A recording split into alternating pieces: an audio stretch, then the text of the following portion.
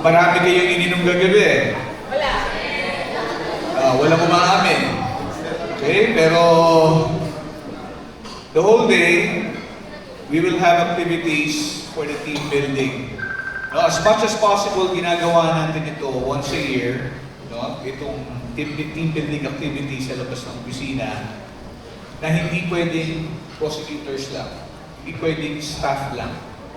Diba? Lagi natin sinasabi, there is only one National Prosecution Service, and one National Prosecution Service means prosecutors and support staff working together. So at all times, no, for as long as we are here, we will make sure that all our team building activities will be as one group. So pasalamatan natin si MJ, President of SPY, welcome natin. The officers of SPY, Mad, yan, si Ibang.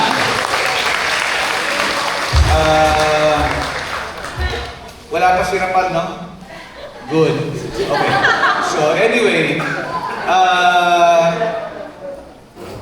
ang atin is, I think later this afternoon, our undersecretaries and some of the assistant secretaries will be dropping by. No? So ngayong umaga, itong umaga na ito para sa inyo lang, para sa atin lahat. At sana, hinihiling ko lang, no, sa mga ganitong pagkakataon, magtitipon-tipon tayo, magkaisa tayo. Pero mas kailangan natin ng pagkakaisa pagdating natin sa opisina. Okay? Oo, merong mga mahihigpit na panuntunan na kailangan tayo sundan, pero hindi yan ginagawa para pahirapan tayo o pahirapan kayo. Ito'y ginagawa natin dahil kailangan.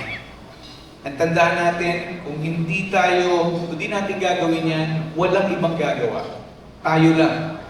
So, kailangan tiyagain natin. I will have to commend the new prosecutors. Where are the new prosecutors? Please stand up.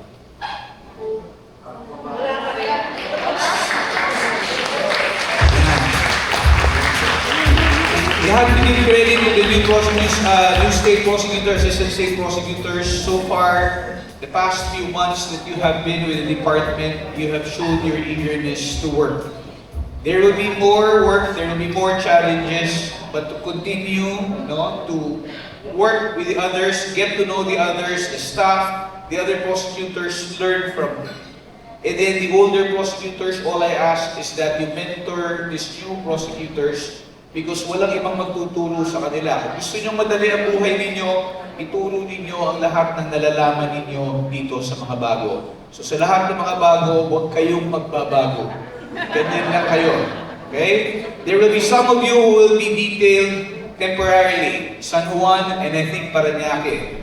But it doesn't mean that you change your mother unit. Your mother unit is still with the Office of the Prosecutor General, who is GPS. Okay? At the end of the day, yun at yun lang ang babalikan ninyo. So sa inyo lahat na naririto, for the past 6 months that we have been working this year, you deserve the break that we have this time. Enjoy. Ang akin lang, always do things in moderation. Yung mga activities na hihirapan at hindi kaya, magsabi. Okay? Huwag pipilitin. Hindi ito competition na para pang-Olympics. Pampabansang palaro lang tayo. So local. Okay? So medyo simplihan natin ng konti. And then, we have the remaining of the year. No? Next 6 months. Ang pakiusap ko sa inyo, hatawin na natin pagbalik natin because we have targets that we have to meet. And I cannot do it alone. The STSPs cannot do it alone. The DSPs cannot do it alone. We can only do it if we have you behind us all the way. Okay, so, sa lahat sa inyo, may the best team win. Hindi ito pagandahan. Asa na si Roxanne? Nagbihis. Sabihin mo tagalan. Okay. Ano? Bakit? Nagbihis. Okay. Hindi yan fair. Si John, tuwa eh. Look at John. He's in the midst of the YouTubes. Joseph na buhay ko. So everybody, I hope you have a good time, you enjoy, and there will be more things in store for you for this whole day up until tomorrow. So maraming salamat sa inyong lahat at sana hinigayahan kayo sa ginagawa natin. So before we start our activities, syempre we have retiring prosecutors and staff. So we'd like to give them something, token of appreciation from them. May we call out Chief Mike and Chief Dong.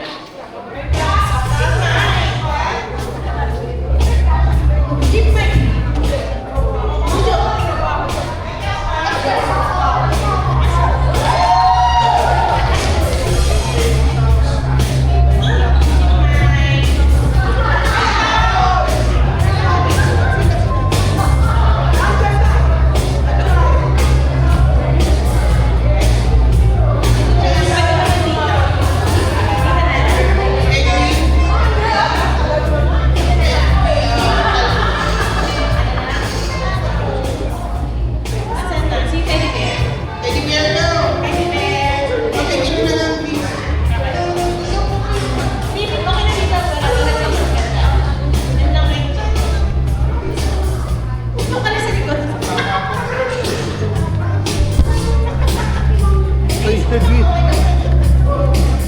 Edwin. So first, si Pat na magbabasa. So, we'll be giving a plaque of appreciation to our retirees first.